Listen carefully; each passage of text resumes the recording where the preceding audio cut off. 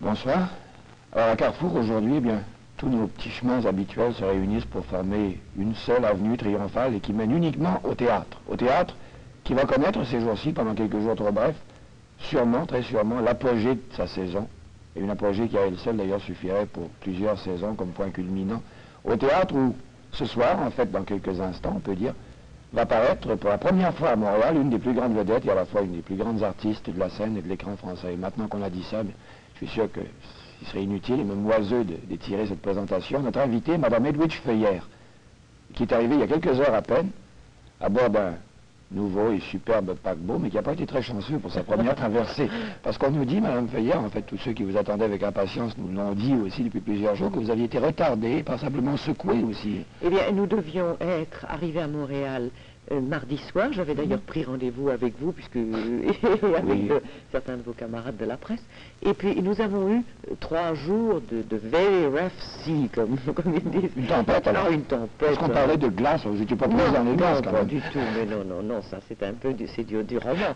Nous avons simplement eu 3 jours de très mauvaise mer. Nous avons dansé, roulé bord sur bord, et il y avait un vent tel qu'on ne pouvait pas faire plus de 300 et quelques milles par jour. J'espère que vous avez le pied marin, ça n'a pas été trop pénible. Non, et tout le monde a été très courageux dans ma troupe. Ça s'est très bien passé. Seulement, nous sommes arrivés hier à Québec et nous avons été obligés de décharger les 10 tonnes de décors que nous nous promenons, les quelques... vous n'êtes pas venu en bateau jusqu'à Montréal? Non, nous avions peur de ne pas être...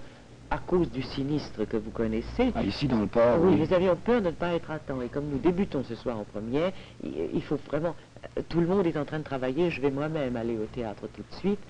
Nous avons un très gros travail pour préparer le spectacle pour ce soir. Ça me permet de glisser, remarquer qu'on ne le regrette pas quand même, en amende honorable un petit peu, parce que les minutes précieuses d'aujourd'hui, on vous en vole quelques-unes comme ça. Je suis ravi de vous connaître et de prendre contact avec le public canadien.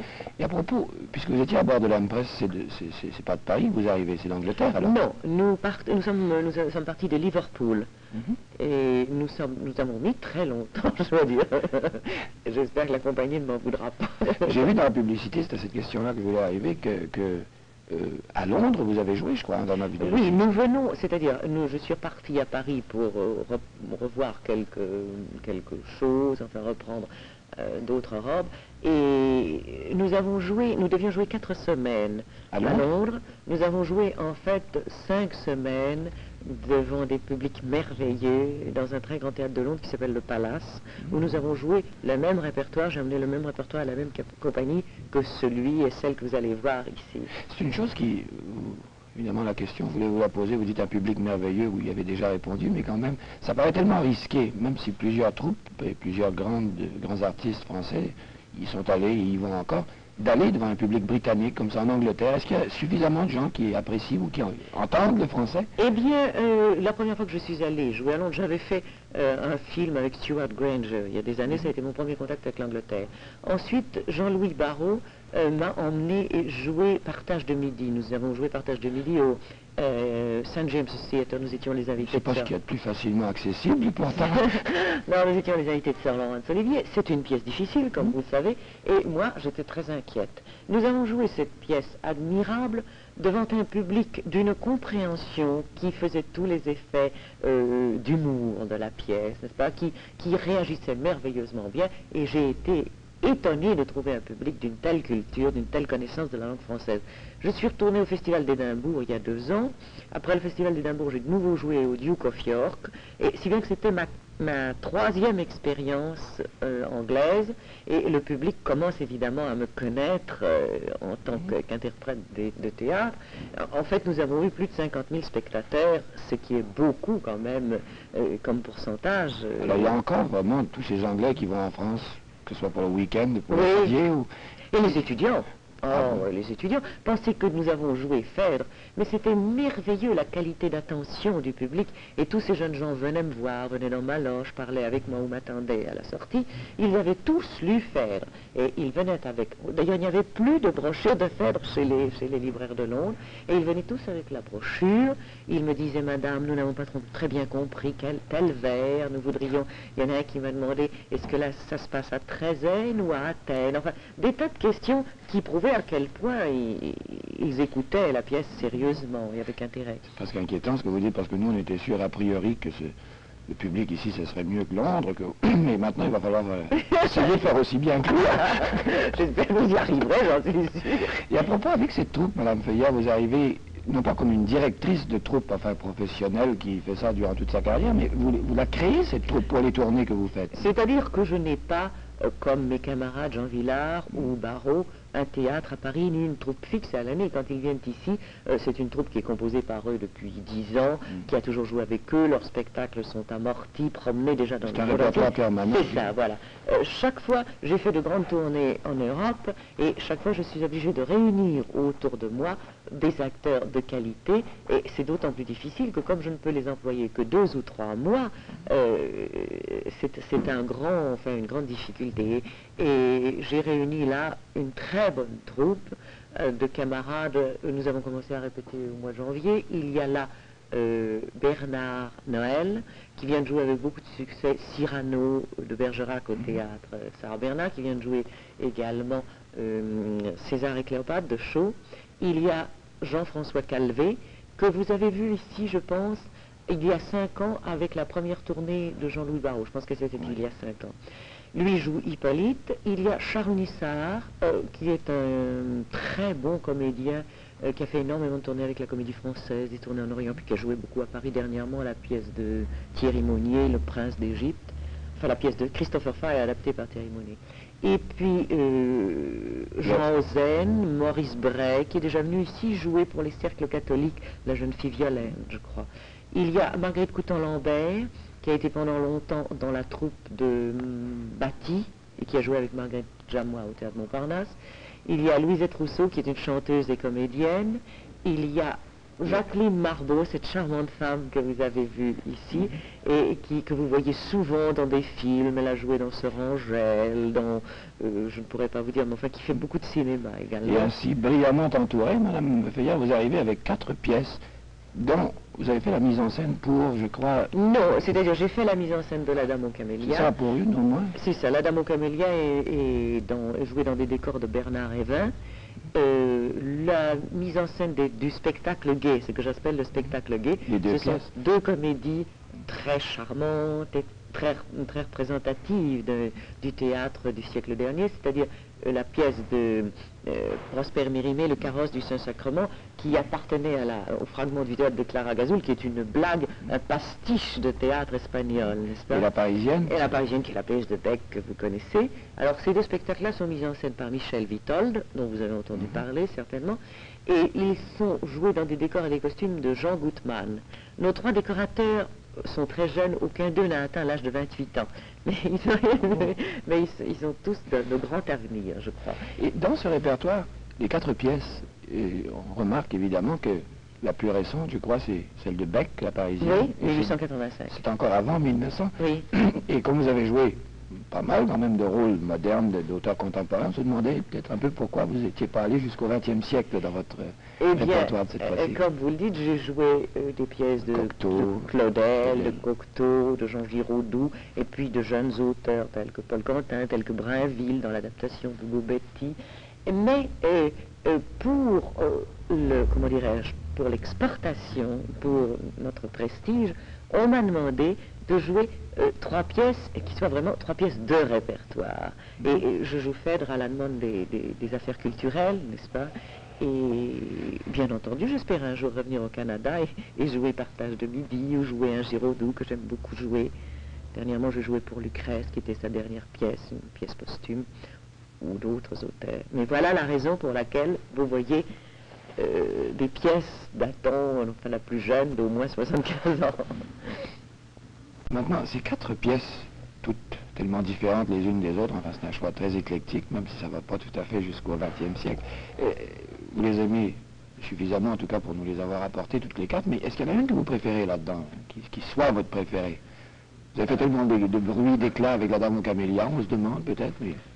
J'aime beaucoup jouer La Dame aux Camélias, et surtout, j'aime sentir à quel point le public est encore, même quand il n'est pas ému, parce qu'il y a les sceptiques, il y a ceux qui trouvent que c'est une œuvre un peu désuète, mais on ne peut pas s'empêcher d'être touché quand même par la situation, par le sacrifice sincère et authentique de cette femme. Alors on sent cette qualité de cœur et d'âme qui touche le public. J'aime beaucoup la jouer à cause de ça. Et à propos, pour vous, c'est peut-être juste un petit détail, mais j'ai rencontré quelqu'un ce matin à qui on disait qu'on devait avoir le plaisir, l'honneur de vous rencontrer, qui a vu à Paris la Dame aux Camélias quand vous l'avez joué, qui disait que la scène de la fin, quand vous tombez, que c'est quelque chose d'inoubliable, enfin que ça a dû être ajusté soigneusement. C'est-à-dire que j'ai dépouillé, n'est-ce pas, avec l'autorisation des héritiers d'Alexandre Dumas fils, j'ai remis la pièce en scène et je l'ai dépouillée d'une sorte de symbolisme un peu tout de même, un peu trop portant son millésime, et maintenant il ne reste que l'essentiel, et l'essentiel est vraiment très beau. C'était Léonore à 12 et à qui on disait, mais pourquoi jouez-vous tout le temps la Dame aux Camélias? Elle disait, ce sont des perles fausses peut-être, mais enfilées sur un fil d'or. Et le fil est vraiment, et le fil est d'or, et les perles fausses ont été éliminées peu à peu en faisant des coupures dans ce dire en fait que, enfin, parmi les perles fausses, vous avez éliminé ce qui était un peu trop vieux. J'ai un peu modernisé la pièce. Est-ce que ça s'est imposé pour les autres aussi, comme la Parisienne par exemple? Absolument pas, absolument pas. La Parisienne est une construction, c'est une horlogerie d'une précision, on ne peut pas, dans la Parisienne, changer une virgule, une interjection. Tout ça est tellement parfaitement écrit, et ça n'est pas une, comment dirais-je, la qualité de la dame est le cœur, n'est-ce pas? Tandis que la qualité de la Parisienne est l'esprit, et l'humour, l'ironie. Et le genre de satire qui, alors on dit, enfin dans nos manuels partout, quand on parle de Beck, qu'il a été méconnu, évidemment, quand il a écrit, et qu'aujourd'hui, à mesure que le temps passe, on l'apprécie mieux. Est-ce que c'est le fait devant le public à Paris aussi? Je ne crois pas. Je crois qu'on a été... Le personnage était assez déroutant, assez antipathique, parce que je ne sais pas si vous avez lu les conférences que Jouvet... L'auteur lui-même. Oui, que Jouvet avait fait sur lui, Beaumarchais, enfin... c'était un être amer, aigri, enfin... pas tout à fait d'accord avec lui et le reste de l'humanité. Et son œuvre a peut-être un peu souffert de sa propre personnalité, vous comprenez? Maintenant, tout le monde a oublié l'homme et il ne reste que l'œuvre, et c'est une pièce admirable. Est-ce que, je sais pas, moi, le temps que vous prenez pour en parler, est-ce que c'est celle-là que vous préférez alors? C'est un rôle que j'aime beaucoup jouer. J'aime beaucoup jouer. En réalité, si vous voulez tout savoir, je vais vous faire une confidence. Mon rôle préféré, c'est Partage de midi, la pièce de Paul Claudel. Ah oui, parce que c'est le rôle le plus plein, c'est le rôle qui à la fois est plein de chair et plein d'esprit, n'est-ce pas?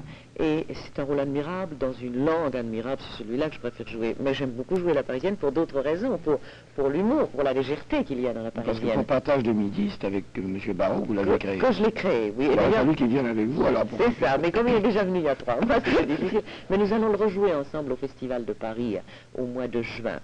Dès que je quitterai le Canada, je vais jouer le 2, 3 et 4. Vous connaissez le Festival de Paris? C'est au Théâtre Sarah Bernard. C'est assez récent encore. C'est le Théâtre des Nations, n'est-ce pas? Et chaque année, pendant 2 ou 3 mois, tous les pays présentent. Votre pays a été représenté, le Canada a été représenté il y a 2 ans ou il y a 1 an par le Théâtre du Nouveau Monde, qui a obtenu beaucoup de succès d'ailleurs. Et par exemple cette année, au moment où nous sommes partis, c'était le Berliner Ensemble. Ah, c'est déjà commencé? Ah, c'est déjà commencé. Il y a eu l'Opéra de Belgrade. Ces jours-ci doivent arriver Sir Laurence Olivier et Lady Vivienne qui viennent jouer Titus Andronicus. Et puis ensuite, nous représentons la participation française à ce même festival.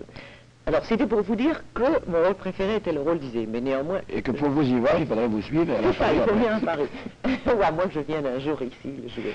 Mais j'aime beaucoup jouer la Parisienne et j'aime beaucoup jouer Phèdre, qui est évidemment un monument de notre langue. Surtout le rôle de Phèdre, évidemment, il y a de...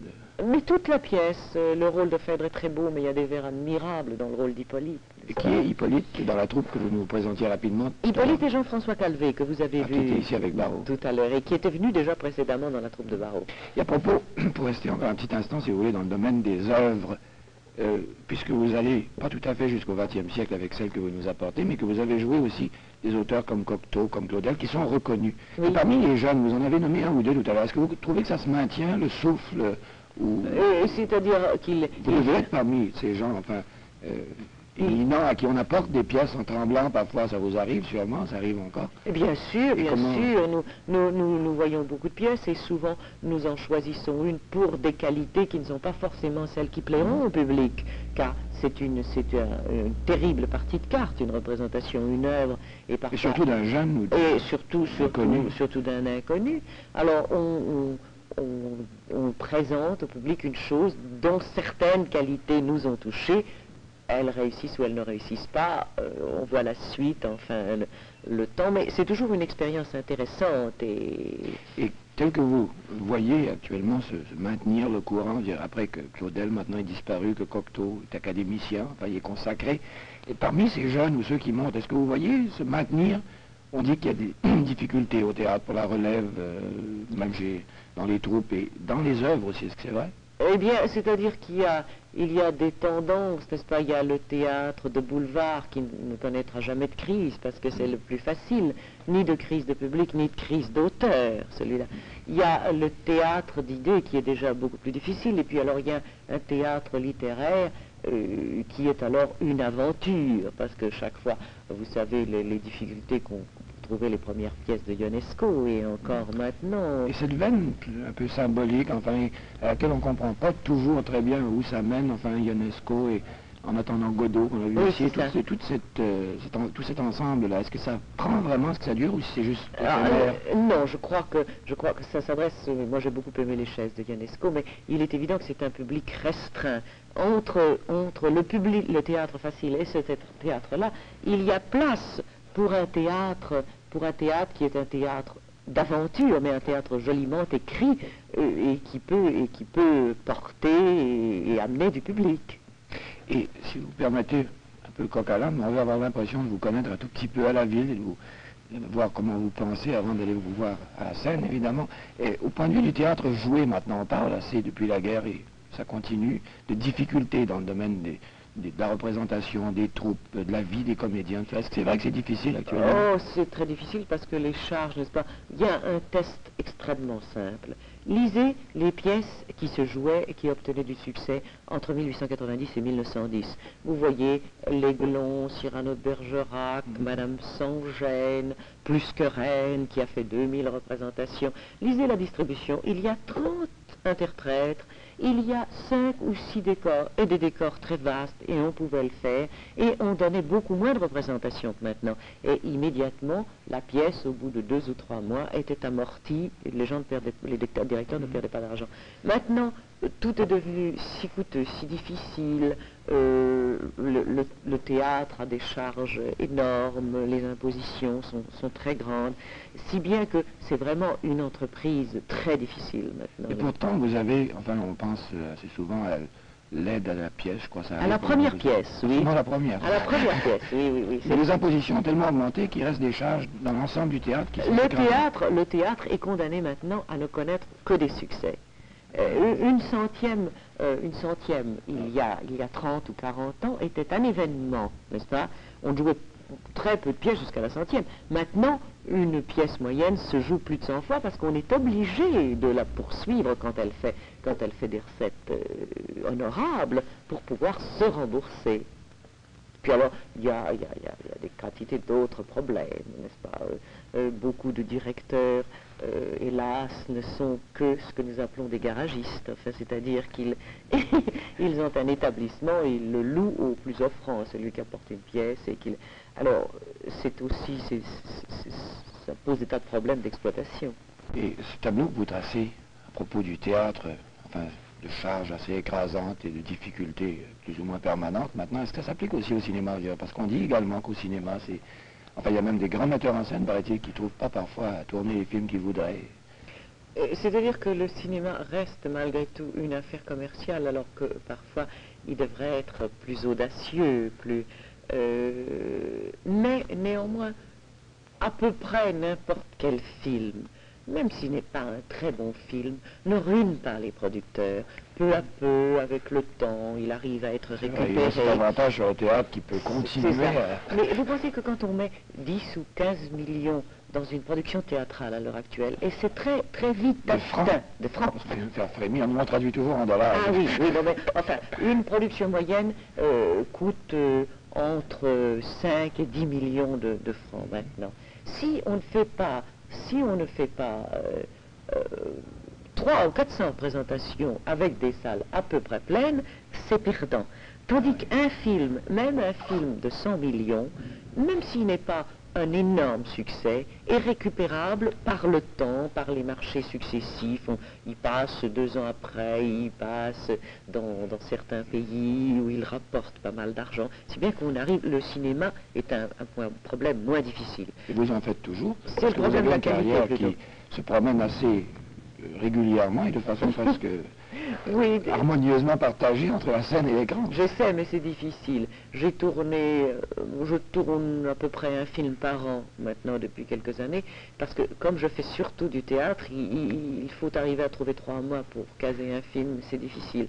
Dès que je reviendrai en France, après le Festival de Paris, je dois tourner un film mise en scène Paris-Valais grec, qui s'appelle pour le moment Sans attendre Godot, mais qui ne gardera pas ce titre-là, parce que ça prêterait à confusion. Mais à propos du cinéma, justement, il y a une question qu'on a dû vous poser au moins 10 000 fois, sinon davantage, et j'essayais désespérément de trouver une nouvelle façon de la poser, mais elle se pose seulement d'une façon. Est-ce que vous aimez mieux la scène, le cinéma? Parce qu'il y en a qui disent que le cinéma c'est un gagne-pain avant tout. Plutôt que, et qui gardent en fait toute leur force et leur enthousiasme pour la scène. Il y en a d'autres qui trouvent que les deux également valent. Mais même ceux qui disent que c'est un gagne-pain, je parle d'un certain niveau d'acteurs. Il y a des acteurs qui sont malheureusement des... Enfin, vous retrouvez l'idée du garagiste de tout à l'heure pour oui, les choses. Oui, d'accord, je ne veux pas être. Mais même certains acteurs qui ne font que du cinéma, qui ne sont pas des professionnels des théâtres, même quand ils pensent à gagner de l'argent, pensent aussi à faire un film de qualité, car on ne peut pas continuer à gagner de l'argent miraculeusement en faisant de très mauvaises choses. Le succès n'est pas une suite de chances, ça n'est pas... Il y a tout de même une explication, n'est-ce pas? Un homme comme Fernandel, qui fait des films parfois discutables, est un acteur de très grand talent. Et il lui arrive de faire un film plus ou moins bon, mais de temps en temps, il fait un film qui le porte pendant des années. Donc je ne crois pas aux acteurs qui disent « je ne fais du cinéma que pour gagner de l'argent ». Ça n'est pas vrai. Ce n'est pas la question que vous me posiez d'ailleurs. Vous me demandiez ce que... Je ne fais pas du cinéma, moi, uniquement pour gagner de l'argent. Non, simplement, je vous demandais, en fait, ça c'était aller beaucoup plus loin que la question que je voulais vous poser, c'est quel vous préférez des deux? Je préfère nettement le théâtre, mais bien entendu, mais je ne voudrais pas donner l'impression que je méprise le cinéma, car le cinéma m'a apporté beaucoup de choses.